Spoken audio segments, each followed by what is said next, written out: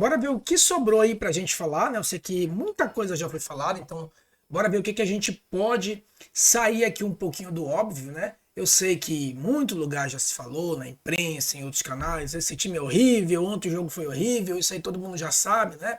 Era uma vitória, né? Uma possibilidade de a gente ganhar, sair do Z4, e, enfim, e levantar o astral do time, o astral da torcida.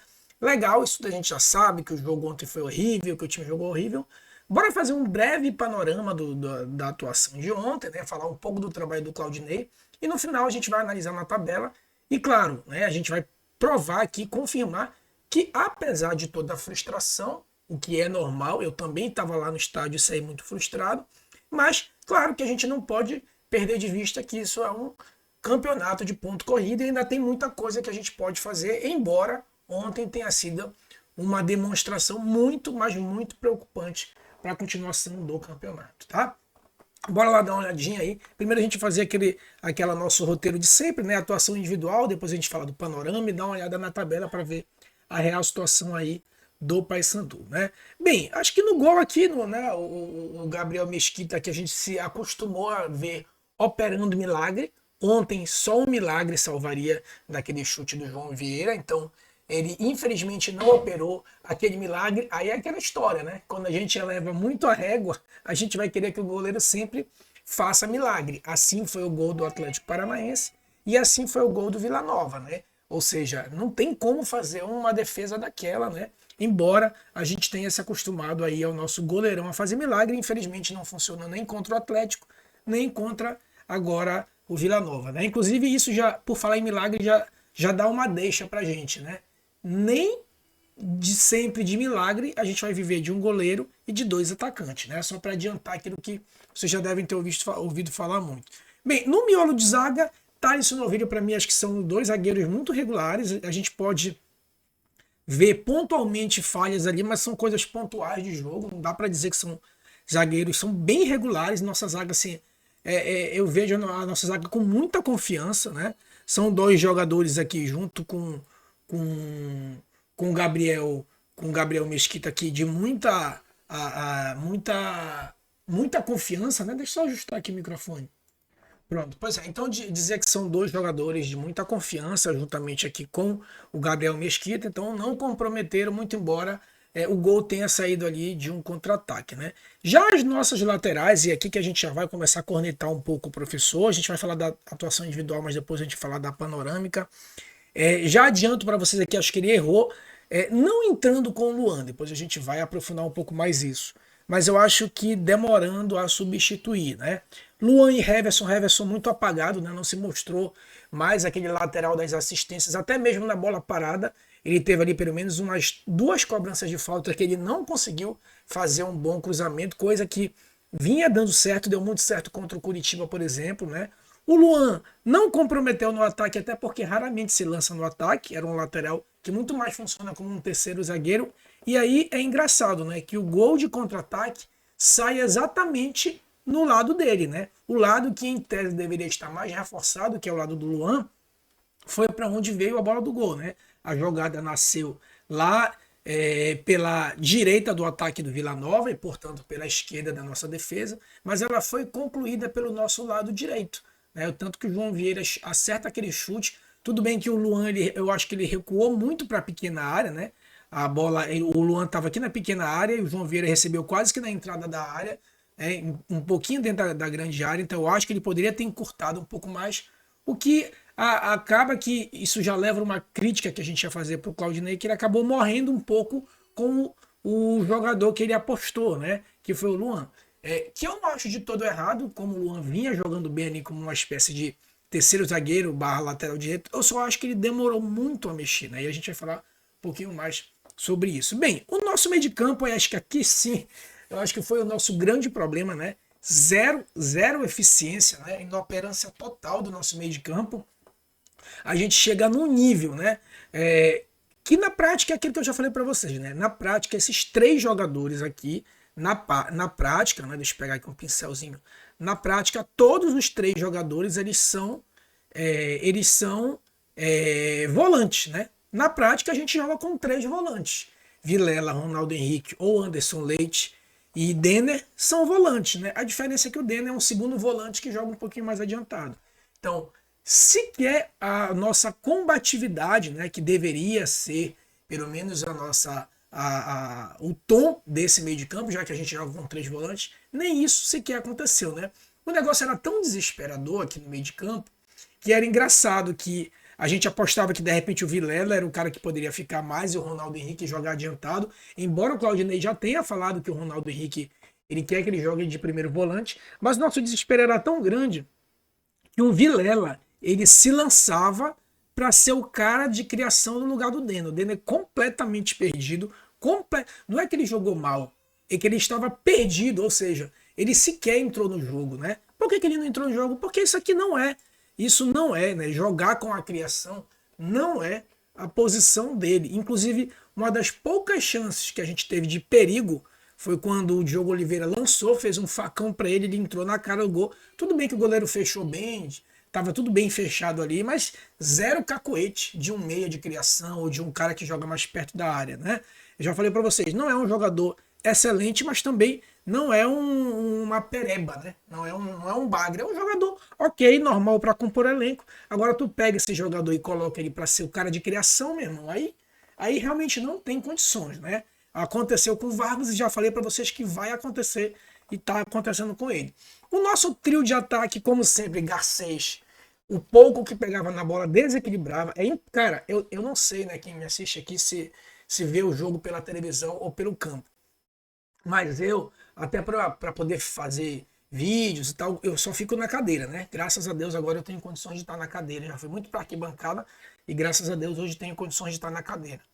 Cara, então eu vejo, por coincidência, o Garcês no segundo tempo, ele ficou do lado da cadeira no ataque. Assim. Cara, é impressionante, cara. É impressionante quanto esse cara, ele pega a bola, não tem conversa não de pegar a bola, espera o companheiro voltar. Ele pode estar ele e 3 na frente dele.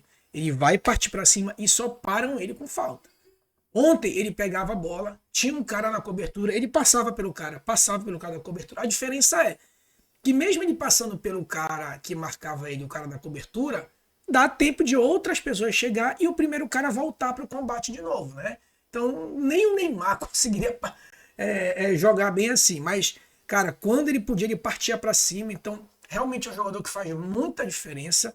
Diogo Oliveira também já demonstrou que não é só aquele cara que faz a parede. Ele fez uma jogada que ele deu um corte no João Vieira e o João Vieira parou ele com falta. Inclusive, poderia ser um lance para expulsão, pela violência da falta do João Vieira, mas o juiz amarelou, como sempre, né? O Marlon, cara, eu vi muita gente reclamando do Marlon. Eu diria que não foi uma partida terrível do Marlon, né? É a partida que ele está acostumado a fazer. Correr para fechar o meio, correr para ajudar na lateral, correr para ajudar um pouquinho aqui na cabeça de área, né? O Marlon, ele não joga como esse cara de profundidade. Não joga e nunca jogou. Então, mais uma vez, tal como o Denner, se tu quer culpar o Marlon, culpa o esquema tático do treinador, culpa a diretoria por não trazer realmente um beirada de qualidade.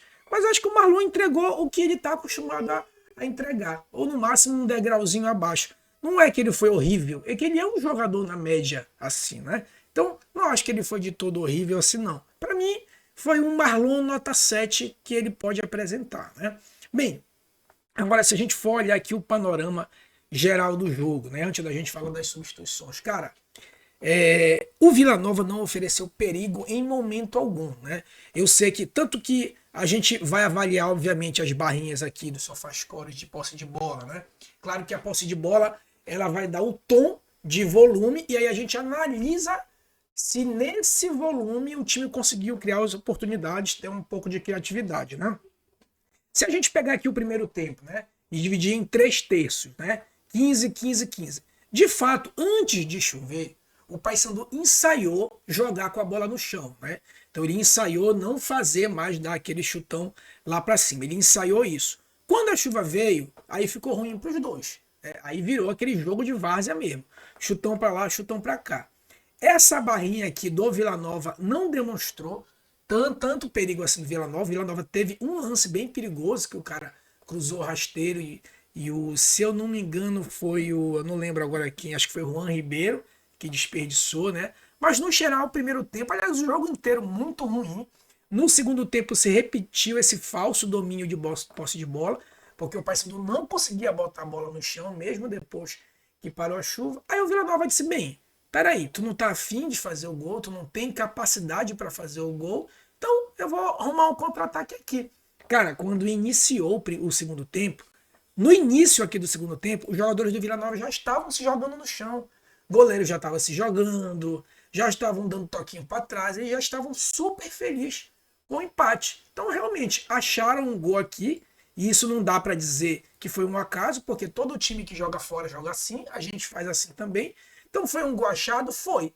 Mas isso era esperado, né? E isso dá repertório para dizer, né? Hoje o professor vai merecer ser cornetado, claro. Isso não tira, tá, galera? Isso não tira o mérito do Claudinei. Claudinei ainda tem muito crédito? Tem. Claudinei ainda tem muito crédito, mas para esse jogo ele merece umas cornetadas, né? Por exemplo, pô, quer começar com o Luan? Tudo bem, Luan vinha jogando bem, a nossa zaga não vinha sofrendo gol, era um jogo pra gente vencer. Eu até entendo a precaução, cara. O primeiro tempo eu vou começar com o time que eu já tô acostumado, né? E se no segundo tempo as coisas não acontecerem, eu vou mudar. O que ele fez? Manteve o Luan e só botou a nossa única válvula de escape, que era o Edilson, aos 79. O gol saiu aos 71, né? 71 vai dar o quê? 26 minutos, não é isso? 26 minutos? É isso, né? Vai dar 26 minutos. Então ele esperou, depois do gol, mais 8 minutos para colocar o Edilson, que é uma das poucas variações que a gente tem, né? Pô, outra coisa, virou o segundo tempo, tá 0-0, tem que mudar logo, pô. A gente precisava disso. A gente precisava do resultado. O que ele fez? A primeira substituição ele colocou aqui o André Lima, com 17 minutos, né? Isso porque o Ronaldo Henrique cansou. Então quer dizer, pô, a gente precisando vencer, o cara vai fazer a primeira substituição, e nem foi uma substituição técnica, foi porque o Ronaldo Henrique cansou. Aí ele botou o André, né? Aí sim, a primeira substituição supostamente técnica foi Benítez e Vini com 70 minutos, que dá aí 25 minutos. Quer dizer, um time que precisa ganhar faz a primeira substituição técnica com 25. Pô, me desculpe, professor. Professor, o senhor tem crédito, o senhor tem muito crédito, mas dessa vez vai merecer uma cornetada aí, né? Vai merecer uma cornetada, porque não justifica colocar o Edilson, que é a única variação tática que a gente tem, né? Já que o jogo do Paysandu tá manjado, é o Garcês pela esquerda e o Diogo Oliveira fazendo a parede, e já já a gente vai falar sobre isso, como se jogada manjada só o Paysandu que tivesse, todo mundo tem só jogada manjada, mas enfim, a única variação que a gente tem é o Edilson, ele demorou a fazer, né? Então eu acho que o professor tem sim uma grande parcela de culpa, mas como ele tem crédito, né? Obviamente que ninguém vai aqui pedir a saída dele. Bem, meus amigos, qual é o lado que a gente pode ter um pouquinho ainda de esperança, né? A gente já mostrou o lado tenebroso, só que, claro, a gente é torcedor e a nossa obrigação sempre é acreditar. Então, no que a gente pode, enfim, ter um fio ainda de esperança? Bem, o fio de esperança é, felizmente, a tabela, né? A gente deu muita, mas muita sorte aqui com a tabela. Amazonas perdeu, o rival acabou ajudando a gente, a América perdeu, né? Quem mais? Vila Nova, Volta Redonda empatou, Botafogo de São Paulo perdeu. Quer dizer, todo mundo se deu mal, né? Todo mundo que está brigando lá embaixo se deu mal. Então, o que acontece? O que acontece também, quando a gente ganhava, o time de baixo não estava ganhando. E quando todo mundo perdeu o que era para a gente ganhar e sair da zona, isso não aconteceu. Mas, na pior das hipóteses, claro que é frustrante. Tem toda a história da Transferban. Eu vou gravar um outro vídeo, para senão vai ficar longo. Eu vou falar sobre Transferban, vou falar sobre a diretoria pagar para ver. Eu até cantei essa bola lá na live do Diário, né? Que a diretoria estava cozinhando, né? E isso aí é muito mais profundo do que a gente imagina. Eu vou gravar um outro vídeo, talvez amanhã, ou quando tu terminar de ver esse vídeo já vai estar outro vídeo aqui, né? Porque requer uma análise muito mais profunda. Né? Mas enfim, sobre o jogo e sobre o campeonato, ainda tem muita água para rolar, né? O Paysandu está apenas a 1 ponto de sair do Z4. A gente já esteve muito pior A gente já esteve a 6 pontos de sair do Z4, então tem muita água para rolar. Eu sei que agora só faltam 17 jogos, né? Mas nada aí, são mais de 50 pontos em disputa para a gente tirar um ponto. Então não é para desistir, não é para desanimar, é para ficar frustrado. Sim, fiquei frustrado, tava lá, né, fui na chuva, voltei na chuva, tava com a minha mãe lá de 70 anos assistindo, queria sair com resultado positivo de lá, mas isso é futebol, faz parte. É aquilo que até eu escrevi lá no meu Instagram, né? Série B é isso, cara. Tanto que se tu olhar aqui, ó, olha do primeiro ao último. Vai ter partida que tu vai jogar mal e sem querer tu vai ganhar. Vai ter partida que tu vai sofrer um empate no final. Vai ter partida que tu vai fazer uma goleada inesperada, como foi contra o Curitiba. Vai ter partida que a gente vai se frustrar e se jogar terrível e perder em casa, como foi contra o Vila Nova. Essa é a média da Série B. Todo mundo já sofreu isso. Goiás perdeu para o Lanterna Atlético. Curitiba foi goleado pela gente que estava no Z4, depois empatou com o Amazonas, que era a lanterna. Novo Horizonte não levou de 4-0 do CRB. O rival perdeu para a Ferroviária, que estava no Z4, por 2-0, e caberia mais, poderia ser até mais. Então, a Série B é essa. O grande problema é que a gente entrou na Série B apenas na 12ª rodada. Lembra que por 11 rodadas a gente não estava na Série B. Já viu aqueles times que são punidos com 5 pontos negativos, com 7 pontos? Acho que aconteceu com o Equador nas eliminatórias. É a mesma coisa para o Paysandu. É como se ele tivesse sido punido com 11 jogos a menos, né? Ou com 11 jogos já disputados. Então, por isso que a gente não pode estar nessa média, né? A gente não pode. Por isso que depois eu vou soltar outro vídeo sobre contratação e transfer ban. Mas o Paysandu, ele tem a obrigação de estar acima da média, né? Eu volto a dizer para vocês, esse time do Paysandu, apesar da atuação terrível de ontem, joga normal com qualquer dos outros 19 clubes, qualquer outro. Ainda te diria mais, se o campeonato começasse hoje com esse time, o Paysandu no vai e vem, com o apoio da torcida, poderia sim brigar lá em cima, né? É só tu ver o aproveitamento aí dos últimos 10 jogos. O problema é que, como a gente não tem essa gordura, quando acontecer o que é normal, que são essas variações aleatórias de dar um branco e perder em casa, ou dar uma sorte e golear fora, quando isso acontecer, a gente vai ficar na média. E é uma questão matemática. Se a gente ficar na média, a gente vai se manter na mesma pontuação que a gente está. E ficando na mesma pontuação que a gente está, é a tragédia anunciada, né? Então, ou seja, a gente tem obrigação de fazer uma pontuação e uma atuação muito superior aos demais clubes, exatamente para tirar a diferença que a gente perdeu com 11 partidas. Ah, o Paysandu não tem banco, o Paysandu não tem variação tática. Beleza, então me diz aqui no comentário quem tem variação tática. Me diz aí um jogo que tu viu um jogador sair do banco de reserva e fazer a diferença. Olha, eu sempre gosto de dar o exemplo, né? O Criciúma. Sabe com quem o Criciúma se reforçou? Com um cara chamado Nicolas, que fez 37 partidas pelo Paysandu na Série B e fez 4 gols. O Diogo Oliveira chegou ontem, com 8 jogos já fez 5 gols. E não é que, mas o Criciúma tem banco. Porra, tem banco? E o Nicolas chega numa semana e já pega a camisa 9 e é titular? Que banco é esse? Quem entrou ontem? O Atlético Paranaense. O Atlético Paranaense tem o Allan Kardec e tem o Juliano no banco. Beleza. E aí? Entraram o Juliano e o Allan Kardec ontem. O que eles fizeram? Entrou o Juliano e o Allan Kardec contra o Paysandu. O que eles fizeram? Qual a variação tática que algum desses times aí tem? Então, variação tática limitada e banco limitado, todo mundo tem. Agora, aquilo que eu falei, o problema é que o Paysandu não pode ser todo mundo, porque o Paysandu já tem 11 rodadas de déficit. Por isso que a gente, para se salvar, tem que ser aí acima da média. Beleza? Ó, só pra gente, pra eu comprovar aqui para vocês que faz parte dessa história de perde, ganha, perde, ganha. Olha aqui pros 20, olha pros 20 aqui, ó. Pros 20 clubes, bora lá. Dá uma rápida passada. Goiás, vermelho é derrota e cinza é empate, verde é vitória. Ó, não tem regularidade. Coritiba não tem regularidade. Novo Horizontino também não. O único, que eu até disse que por coincidência foi o único que não sofreu derrota trágica, quem sabe não é um prenúncio, já que a gente vai jogar contra ele. O único que mantém regularidade e não sofreu nada trágico foi a Chapecoense. Né? Aí pula a Chapecoense, o rival, Criciúma. Vê todo mundo aqui com bolinha vermelha, bolinha verde. Bolinha vermelha, bolinha verde, cinza, cinza, cinza. Ó, é todo mundo, meu amigo. É todo mundo. Então, ou seja, a derrota de ontem é frustrante, sim, mas isso faz parte de uma Série B. Isso faz parte. Só que a gente não pode mais se dar esse luxo de dizer que faz parte, né?